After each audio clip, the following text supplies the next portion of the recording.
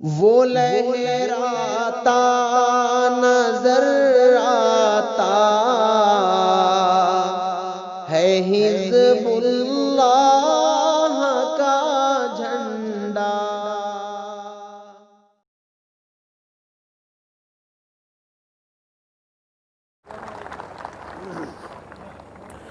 جزاک اللہ۔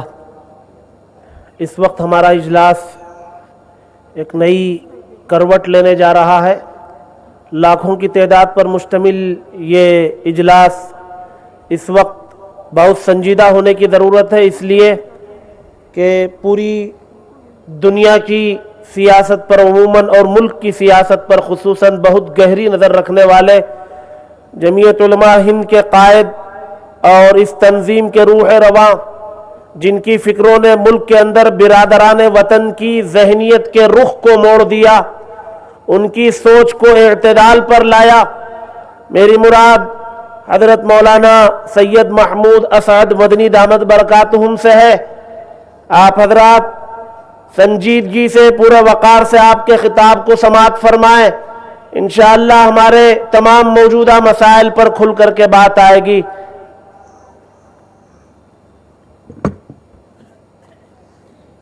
بسم اللہ الرحمن الرحیم، نحمدہ ونصلی علی رسولہ الکریم۔ میں نے تو بیچ میں بھی کچھ باتیں عرض کر دی ہیں، اور اپنے بزرگوں کے بیچ میں، اکابر کے بیچ میں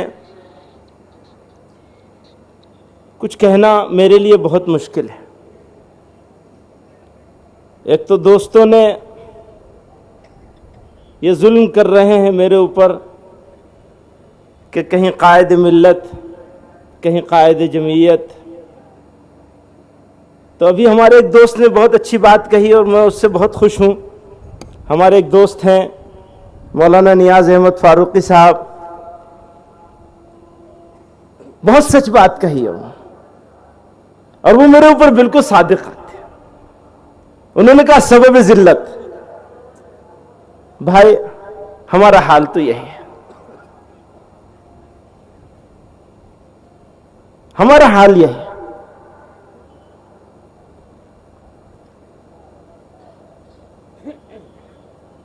ہمیں کیسے عزت مل سکتی ہے؟ ہماری قوم ذلیل ہو رہی، بے عزت اور رسوا ہو رہی ہے۔ جو قوم من حیث القوم ذلیل اور رسوا ہو جائے، اس قوم کا کوئی بھی فرد اپنے قلم سے، اپنے دوستوں کے خطاب سے کچھ بھی بن جائے، اس کو عزت نہیں مل سکتی۔ میں نے تو اپنی آنکھوں میں ایک خواب سجایا ہے مسلمانوں، ایک ہی خواب سجایا ہے کہ کسی طرح میری قوم کو عزت مل جائے۔ مسلمانوں، ایک ہی خواب، ہماری عزت، بے عزتی اور رسوائی کا دور کسی طرح ختم ہو جائے۔ اور میری سمجھ میں سوائے اس کے کوئی طریقہ نہیں آتا کہ ہم جس طریقے پہ چل رہے ہیں اس کو چھوڑ کر اپنے آقا جناب رسول اللہ صلی اللہ علیہ وسلم کے طریقوں کو پکڑ لیں۔ جب تک ہم ان کے طریقوں کو نہیں پکڑیں گے، اللہ اور اس کے رسول صلی اللہ علیہ وسلم کے احکامات کو اپنے سر آنکھوں پر نہیں لیں گے، اپنے دل میں نہیں بسائیں گے، یہ عزم نہیں کریں گے کہ ہماری موت اور ہماری زندگی، ہماری صبح اور ہماری شام، زندگی کا کوئی لمحہ ان کے احکامات کے خلاف نہیں گزرے، آقا کے طریقوں کے خلاف نہ گزرے، جب تک ان کی سنتوں کو نہیں اپنائیں گے، ہمیں کیسے عزت ملے گی؟ حکومتوں سے مطالبے چلے آ رہے ہیں، بار بار کہا جا رہا ہے، کسی کے کان پہ جو نہیں رینگتی۔ میں یہ نہیں کہنا چاہتا، اور میں اس بات کا وکیل ہوں اور کبھی اس کی وکالت نہیں کر سکتا کہ اگر کسی قوم کے ساتھ ظلم کیا جائے تو وہ قوم اس کے جواب میں ظلم کرنے لگے۔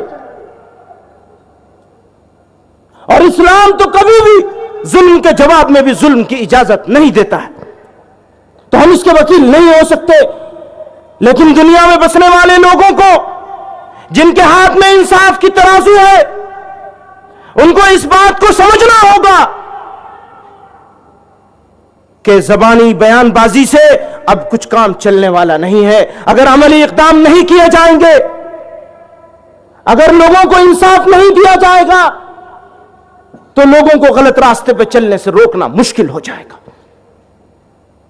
ہمارا جو فرض ہے، ہماری جو ذمہ داری ہے، اگر اس کو ادا کرنے کے راستے میں ہمارا خون اس زمین پر بہہ جائے تو ہمارے لیے فخر کی بات ہوگی، کوئی شرم اور اس کی بات نہیں ہوگی، ہماری زندگی کا مقصد کامیاب ہو جائے گا۔ لیکن مسلمانوں، ہمیں انصاف کے دامن کو اپنے ہاتھ سے کسی قیمت پر نہیں چھوڑنا ہے، کیونکہ ہم رہبر ہیں۔ ایک طرف ہم یہ فخر کرتے ہیں کہ ہم خیر امت ہیں، ایک طرف ہمیں اس بات پر فخر ہے، اور الحمدللہ بالکل صحیح فخر ہے کہ ہم خیر امت ہیں، لیکن خیر امت والے کام ہم نے کرنے چھوڑ دیا، ہم وہ سبق جس سبق کو سنانے کے لیے، پڑھانے کے لیے اللہ رب العزت نے اس سرزمین پر ہم کو اپنے محبوب صلی اللہ علیہ وسلم کا امتی بنا کر پیدا کیا تھا، وہ سبق ہم خود بھول بیٹھے۔ میرے بھائیوں، بزرگوں، میرے دوستوں نے مجھے کہا کہ تمہیں فلسطین پر بات کرنی ہے، کچھ کہنا ہے فلسطین کے بارے میں۔ ہم کیا کہہ سکتے ہیں؟ کیا ہے ہمارے اختیار میں؟ میرے ایک پروفیسر ہیں آکسفورڈ یونیورسٹی میں، ہمارے جاننے والے، بڑے خانوادے سے ان کا تعلق ہے۔ انہوں نے کہا اور تو سب کام چھوڑ تو بھول جاؤ، لیکن مسلمانوں نے تو دعا مانگنا بھی چھوڑ دی ہے۔ اللہ رب العزت کی بارگاہ میں ہاتھ پھیلا کر دعا مانگنا بھی مسلمانوں نے چھوڑ دی۔ اور میں اس ملک کے ارباب اقتدار سے کہنا چاہتا ہوں، اور برادران وطن کو بھی، کہ مجرم ہیں ہمیں، ان کے گنہگار ہمیں ہیں، مجرم ہیں ہمیں، ان کے گنہگار ہمیں ہیں، وقت آئے تو مرنے کے لیے تیار ہمیں ہیں، پھولوں کے لیے سینہ ہمارا اس پر ہے، اس صحن چمن کے در و دیوار ہمیں ہیں۔ اگر ملک کے لوگوں کو، اس ملک کو ترقی دینی ہے، اس ملک کو بچانا ہے، اور ملک کے معماروں نے جو خواب سجایا تھا اپنی آنکھوں میں،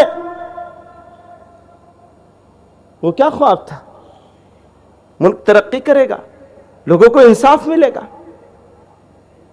تو کیا اگر اس ملک کی سیکنڈ لارجسٹ میجورٹی، میں مائنورٹیز میں یقین نہیں رکھتا، میں یہ ماننے کے لیے تیار نہیں ہوں کہ اس ملک کا مسلمان اس ملک میں اقلیت میں ہے، اس ملک کا مسلمان ملک کی دوسری بڑی اکثریت ہے، اور ہم اس ملک میں کرایہ دار نہیں ہیں، مالک ہیں، اس کے برابر کے حصے دار ہیں۔ اور جب تک ہمیں اگر ملک کا مسلمان محروم رہے گا تو یہ ملک بھی محروم رہے گا، اگر اس ملک کا مسلمان برباد ہوگا تو یہ ملک بھی آباد نہیں ہو سکے گا۔ اور مسلمانوں، اگر ملک خدا نخواستہ آباد نہ ہو سکا تو جتنا دکھ ہمیں ہوگا اتنا دکھ کسی دوسرے کو نہیں ہو سکتا، کیونکہ قربانیوں کی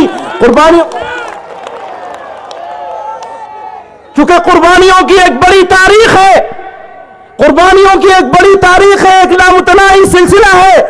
ہمارے بزرگوں نے پھانسی کے پھندوں کو چوم کر اس ملک کو اپنے خون سے، پشاور کے قصہ خانی بازار سے لے کر اور مدنا پور تک، اس دھرتی کا کوئی ذرہ، اس سرزمین کا کوئی ذرہ ایسا نہیں ہے جس میں ہمارے اکابر اور علماء کے خون کی آمیزش نہ ہو۔